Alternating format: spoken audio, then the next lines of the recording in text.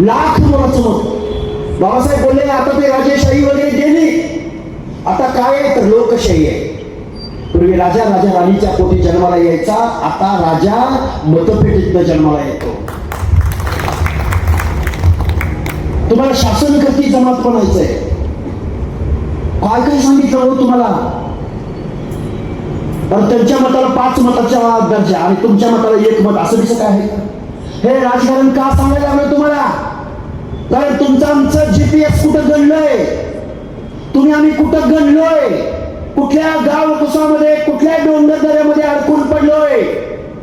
अरे एखाद्या घरातलं पोरगं कलेक्टर व्हायचंय म्हणून बापा बरोबर भांडत असलं तर त्या बापाला कळत नाही की पोराला माझ्या कलेक्टर करायचंय, पण मुंबईला पाठवू का दिल्लीला पाठवू, कुठल्या संस्थेत घालू, कुठल्या क्लासला, काही कळत नाही, माहितच नाही त्याला. म्हणून राजसत्ता ही अंतिम आहे. गाव गाड्यातल्या माणसांना माझं सांगणं आहे, एकी करूया, आपलं धोरण आपण ठरवूया. ते काय बोलतात परत ध्यान देऊ नये का? आपलं धोरण आपण ठरवूया. 5-25 माणसं तुमच्या विचाराची महाराष्ट्राच्या कायद्याच्या सभागृहात गेली, तुमचं आरक्षण चॅलेंज झालं असतं का? तुमचं आरक्षण गेलं असतं का? काय चाललंय राव? म्हणून आपल्या आत्मसन्मानासाठी, स्वाभिमानासाठी तुम्ही आम्ही जागृत होऊया. आता बसवडमधल्या लोकांना काही जास्त सांगायची गरज मला वाटत नाही. एकच सांगतो बरं, आम्ही चळवळीची विरोधकांनी म्हणजे सगळ्यांनाच मिळून मी बोलतोय.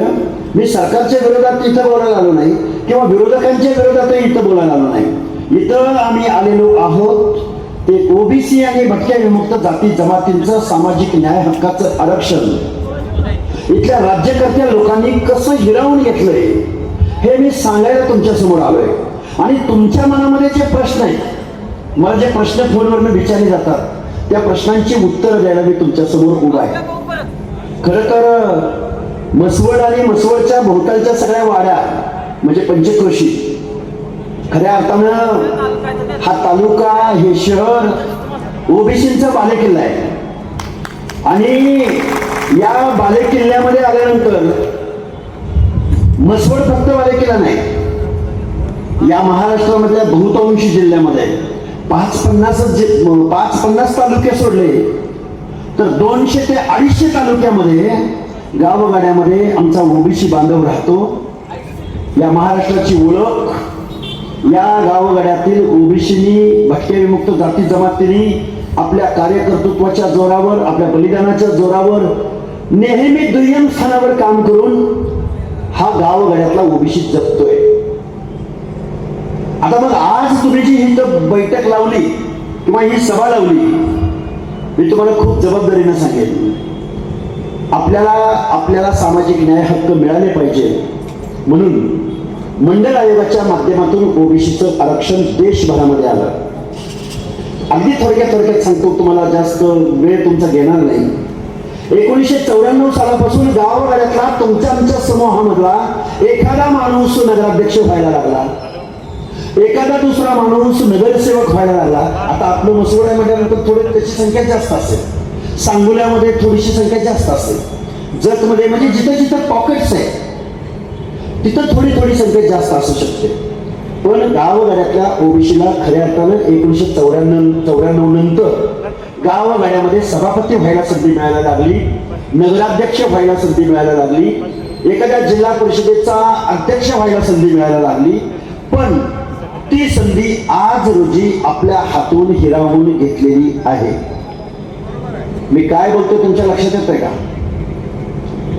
या सातारा जिल्ह्यामध्ये, या क्रांतिकारकांची ओळख असणाऱ्या जिल्ह्यामध्ये, आणि सातारा जिल्हा म्हणलं की छत्रपती शिवरायांचा सातारा म्हणून या साताऱ्याकडे पाहिलं जातं. रयतेचा राजा छत्रपती शिवाजी महाराजांचं सोशल इंजिनिअरिंग कोणीकडं? आणि 2026 साली ज्या छत्रपती शिवाजी महाराजांच्या स्वराज्यासाठी जीवाची कुर्बानी करून लढणाऱ्या 18 पगड जातींच्या न्याय हक्काचं आरक्षण होतं, ते आरक्षण हिसकावून देणाऱ्या या महाराष्ट्रातल्या नेतृत्वाची काय बोलावं या नेतृत्वाविषयी? रयतेचा राजा छत्रपती शिवाजी महाराजांनी स्वराज्याचं तोरण बांधायचं ठरवलं. नुसत्या महाराष्ट्रामध्ये नव्हे तर देशामध्ये स्वकीयांचं राज्य उभं करायचं ठरवलं. त्यावेळी छत्रपती शिवाजी महाराजांच्या स्वराज्यासाठी आपल्या जीवाची कुर्बानी करणारे कोण होते? तर बलुतेदार, अलुतेदार, भटके विमुक्त जाती जमाती होत्या. जीवा महाले, शिवा काशी, बेहरजी नाईक, तानाजी मालुसरे,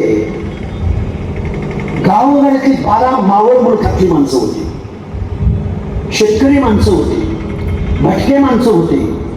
बांधवांना तुम्हाला तो चित्रकथी समाज माहितीये का? कर पल्लवी करून बघा, तिकडे दोघ जण संबळ वाजवत उभे राहतात आणि इकडं आपल्या घरामधल्या माता भगिनीला तो नाव सांगायला लावतो आणि नाव सांगितल्यानंतर तो चित्रकथी लगेच त्यांना हात वारे करतो. हात वारे केल्यानंतर तो लगेच तिकडून नाव सांगतो. ही सांकेतिक भाषा असणारी, गुप्तहेरांची भाषा असणारी ही माणसं छत्रपती शिवाजी महाराजांना स्वराज्य उभं करण्यासाठी काम करत होती. बरं, मी हे का तुम्हाला सांगायला लागलोय? मी का नावं घेतली? बेहरजी नाईक, गुप्तहेर खात्याचा प्रमुख.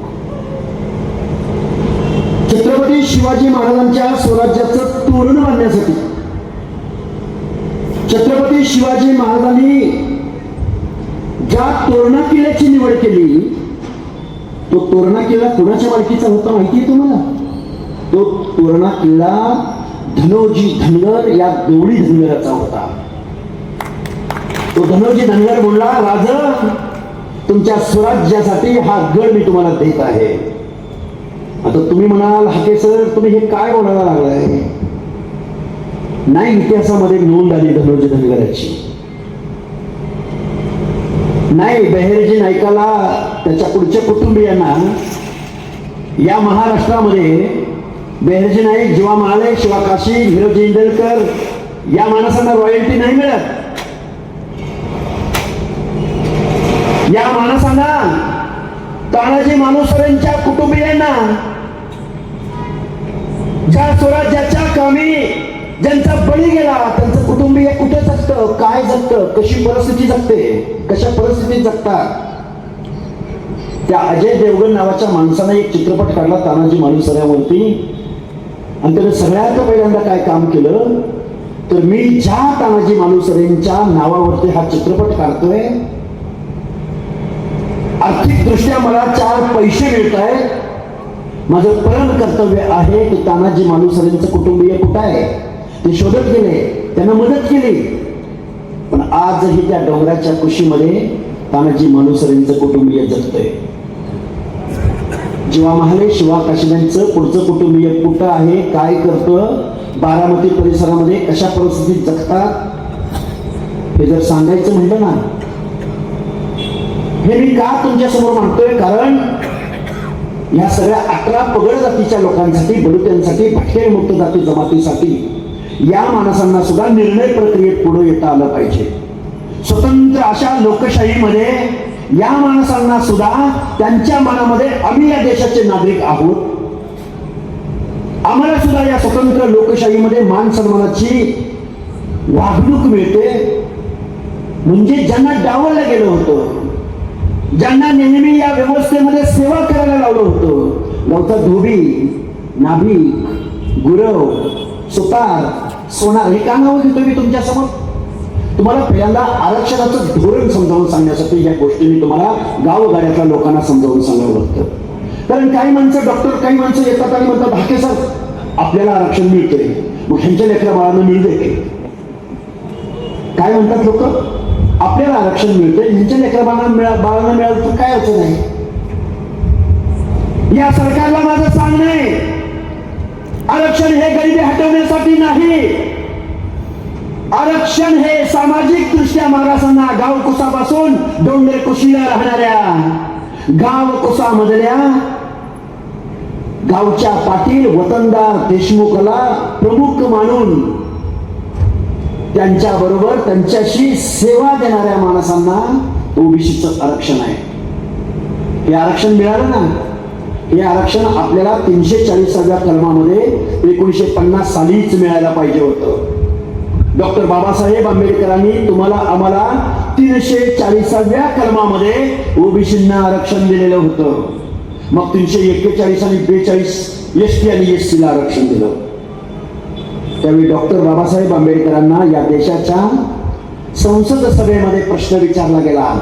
पंडित जवाहरलाल नेहरू, पहिले राष्ट्रपती सरदार वल्लभभाई पटेल, बाबासाहेब तुम्ही गाववाड्यातल्या एससीला आरक्षण दिलं, कारण ज्यांच्या बाबतीमध्ये स्पृश्यता पाळली गेली, ज्यांच्या बाबतीमध्ये छूताछूतपणा पाळला गेला, त्यांना तुम्ही आरक्षण दिलं हे आम्ही समजून घेतलं.